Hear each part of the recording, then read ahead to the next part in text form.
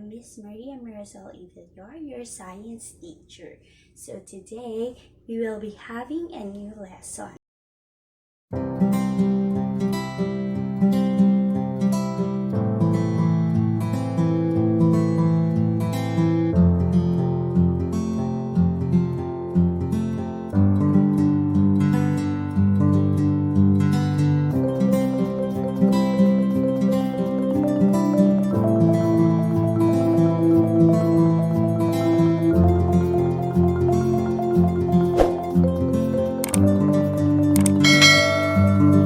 I know that you are extremely excited for this lesson.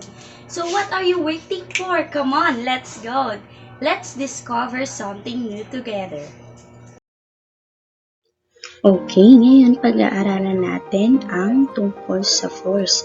Kapag sinabi bang force, anong unang naiisip nyo?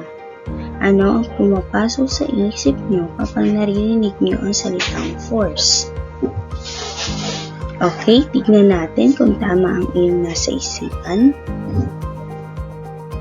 Force. A force is a push or pull which occurs when two or more objects interact with each other. So, katulad nung napag-aralan natin last time, or last quarter, lagi natin tinatopic yung how to change the size and shape of a solid materials, right? So, dito, ay doon pa lang, ginagamitan na natin siya ng force. So, kapag nagtutulak or humihila ka ng isang bagay, gumagamit ka ng force. Ayun yung energy nyo, ayun yung lakas nyo kapag ginagalaw nyo ang isang bagay. Okay? The force applied on an object affects the movement of an object. So, ibig sabihin, kapag nag-apply ka ng force sa isang bagay, pwede mong mapabago ang movement ng bagay na yon. So, paano natin mapapabago? So, a force can make a stationary object move. Pwede mo pa siyang mapagalaw. Ang isang bagay na nakahinto lamang o na naka-stay lang sa isang tabi, ay pwede mo mapagalaw with applying a force. So, next one, a force can stop a moving object. So, lahat ng bagay, o hindi naman lahat ng bagay, may mga bagay na pwede mong ma-apply ang force at i-stop ito. Mapapahinto mo ang bagay na ito kapag nag-apply ka ng force doon. So, next one, a force can slow down a moving object.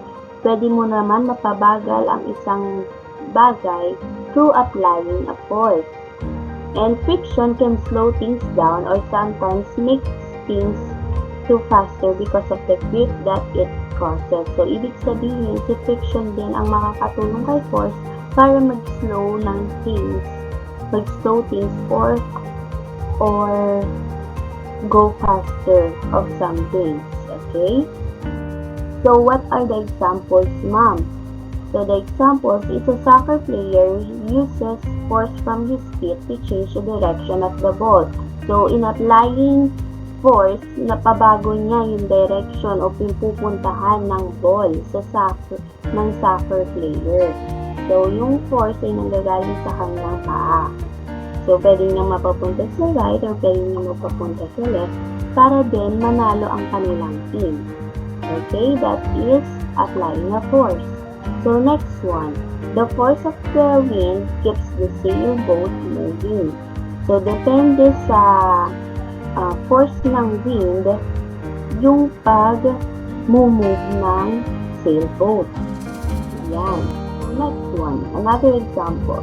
So, the toy car traveled farther when the force applied was stronger. So, di ba yung mga bata, mahilig maglaro ng mga cars, mga toy cars. So, kapag mas tinulak nila ng mas malakas, mas malayo ang pupuntahan. So, ganun po yun. So, the other one is a cyclist exerts a stronger force to pedal his bicycle first. So, kada pedal ng cyclist, so So, mas malayo ang kanyang napupuntahan or mas malayo din, mas mabilis din ang kanyang takbo. So, that is an example or those are the examples of applying force. So, here in our activity, susundin nyo lang po yung ating mga step-by-step procedure. So, number 1 is create a paper frog. You may also use a small plastic ball. Paper frog lang po. Or plastic ball na lang kung ayaw nyo pong gumawa ng paper frog. So, number 2, select a flat surface at home. Humanap po kayo ng lugar na kung saan patag po ang sahig. Okay, number 3, mark a starting point. Gently blow the paper frog. Observe how far it moves. Measure the distance traveled by the frog by using a ruler or meter stick. Record your observation. So, maglalagay po kayo ng starting point sa sahig nyo. Tapos, you're going to blow it. Depende kung paano hihipan yung paper frog o yung plastic ball. So, pagkahipan nyo isang beses, susukatin nyo kung ilang centimeters ang napuntahan ng paper frog nyo. Okay? Then, record your observation. So, number 4, go back to the starting point. This time, blow the frog harder or with a stronger force. Observe and measure the distance. So, again, uulitin lang po ng 3 beses. Pero pag pangalawang beses na ay harder na. And kapag pangatlong trial na is yung pinaka-the best na or pinaka-strongest blow na ang gagawin nyo. Okay? So, paano po ba yung record your observation, ma'am? Paano na po namin gagawin? So, this activity is you're going to repeat 3 more times with different forces. Record your observation on the table below. So, ito po yan. Ayan po ang ilalagay nyo sa ating sa inyong answer sheet. Okay? So, trial number 1, yung pinakamahina. Number 2, yung sakto lang. And number 3, yung pinakamalakas. So, degree of force applied. So, lesser force, or stronger force, or middle force. Okay? So, the distance traveled, ito po yung susukatin nyo simula sa line nyo na ginawa, yung starting point, hanggang doon kung saan napunta yung frog nyo or yung plastic ball. So, after nyo yung frog, you're going to answer the following question. So, describe and compare the following distance covered by the frog. So, which degree of force applied made the paper frog travel the farthest? What affected the distance covered of the frog? Okay? So, sasagutin nito yan. So, here, another activity. Play your favorite sports such as basketball, volleyball, badminton, and others. So, since bawal tayong lumabas at nasa pandemic pa rin tayo, you should stay at home lang. Kung pwede, manood na lang kayo ng mga bagay o sa YouTube na naglalaro ng basketball, ng volleyball, ng badminton para masagutan niyo yung question. So, observe how force affects your game. So, when did you hit the ball gently? Kailan daw hinit yung ball ng mahina? At saka kailan daw yung malakas? Okay? So, kahit ang sagot nyo ay Tagalog, okay lang po sa akin. Okay, number 2, did the ball change direction? Yes or no? Then, how? Paano kaya nag-change ng direction. Anong ginawa mo? Ay, anong ginawa ng player na pinanood mo sa YouTube? Okay, for this activity or for this let's try, it is called as evaluation. I'm going to test if you really understand the lesson from today. Okay, it's so very easy for you because the topics is also easy for you. Okay, so in letter A, you're just going to true or false. Write true if the sentence is correct and false if not. Okay, true or false lang po siya. So, number 1, a force acting on an object can cause it to move. If you are push a refrigerator, you need to apply stronger force. True or false? Okay, done. Next, a force can change the direction of the moving object. Alright. Number 3, a force can stop a moving object. Number 4, a toy car will travel farther if you apply lesser force.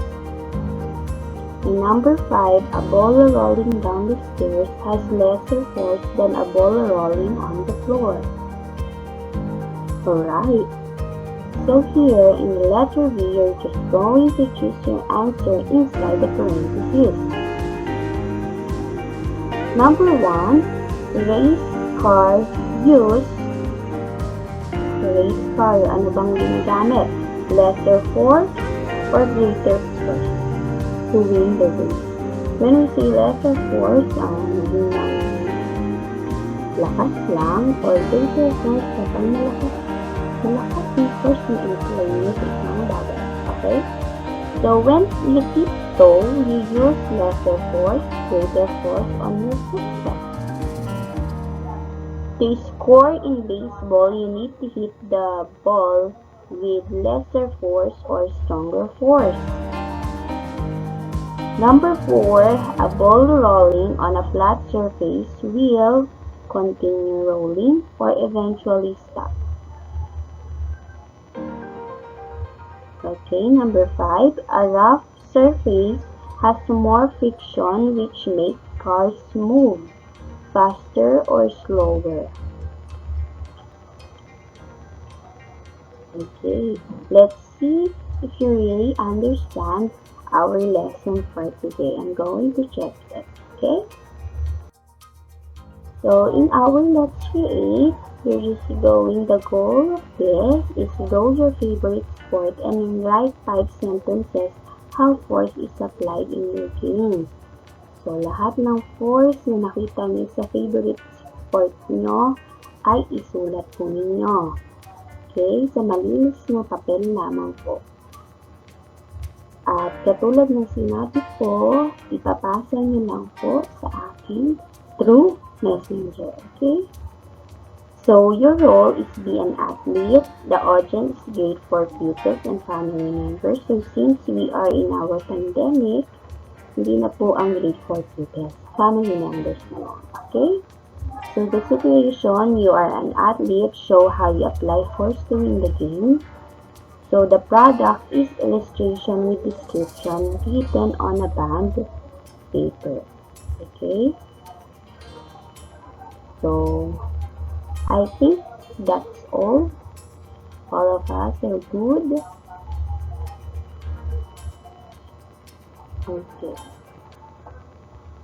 Okay, that's all for today. I hope you learned a lot. I hope to see you tomorrow for our new video lesson. So that's all again. I am Miss Maria Maricel Ibillar, your science teacher. Keep safe and God bless. Bye!